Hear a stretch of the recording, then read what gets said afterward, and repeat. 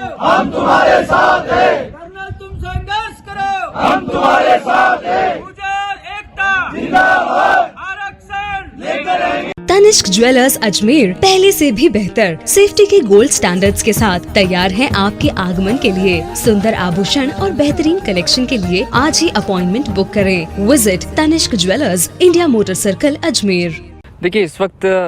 मैं जो हूँ वो मौके पर मौजूद हूँ जहाँ पर गुर्जर समाज के पंच पटेलों की जो है वो पंचायत चल रही है और अजमेर का मंगलियावास गांव है। मंगलियावास गांव के अंदर कल्पवृक्ष स्थल है एक और बेहद दर्शनीय और धार्मिक स्थल है। यहाँ पर गुर्जर समाज की ओर से महापंचायत बुलाई गई है और महापंचायत का जो वक्त था वो 11 बजे का वक्त तय किया गया था, लेकिन जो महापंचायत है वो लगभग 1.5 घंटे की देरी से यहाँ पर शुरू हुई है और उसके बाद तकरीबन इस वक्त यहाँ पर 50 से 60 जो गुर्जर समुदाय के लोग हैं, जिसमें युवा वर्ग भी मौजूद है यहाँ पर और यहाँ पर इस वक्त बैठा हुआ है। महापंचायत चल रही है। महापंचायत में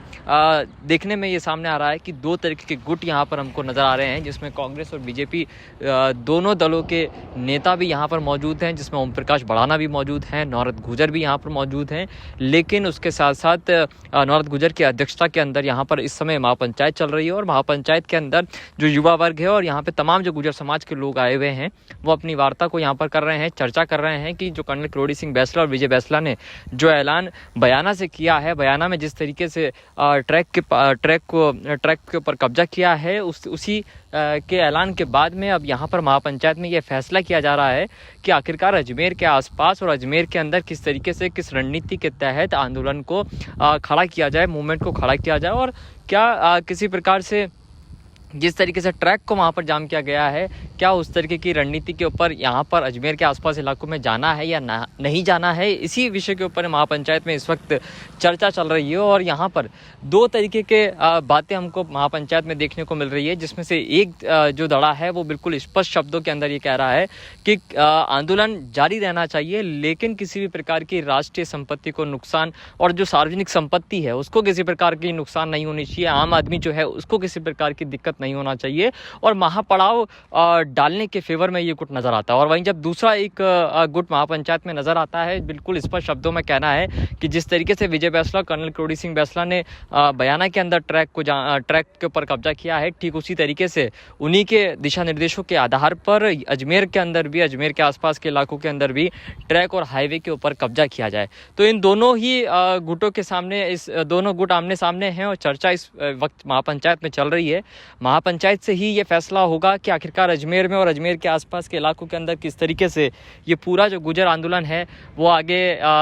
क्या रणनीतिक मोड़ लेगा, किस करवट बैठेगा, किस तरीके से आगे बढ़ेगा। ये सारी चीज़ें यहाँ से अब से कुछ देर बाद जो है वो बाहर निकल के आ जाएंगी। महापंचायत जब ख़त्म होगी तो महापंचायत के अंदर ये ऐलान भी होगा और उस ऐलान के साथ ये तय हो जाएगा कि क्या अजमेर के अंदर जो गुर्जर आरक्षण आंदोलन जैसे बयाना में ट्रैक जाम हुआ है, ऐसी कोई स्थिति यहाँ पर होगी या नहीं होगी या बेहद शांतिपूर्ण तरीके से रहेगा। हालांकि जिस तरीके से गुर्जर नेताओं से जब हमारी बातचीत हुई है तो अंदर खाने ये बात भी खुलकर सामने आ रही है कि मामूली सांकेतिक तौर पर ज़रूर किसी प्रकार की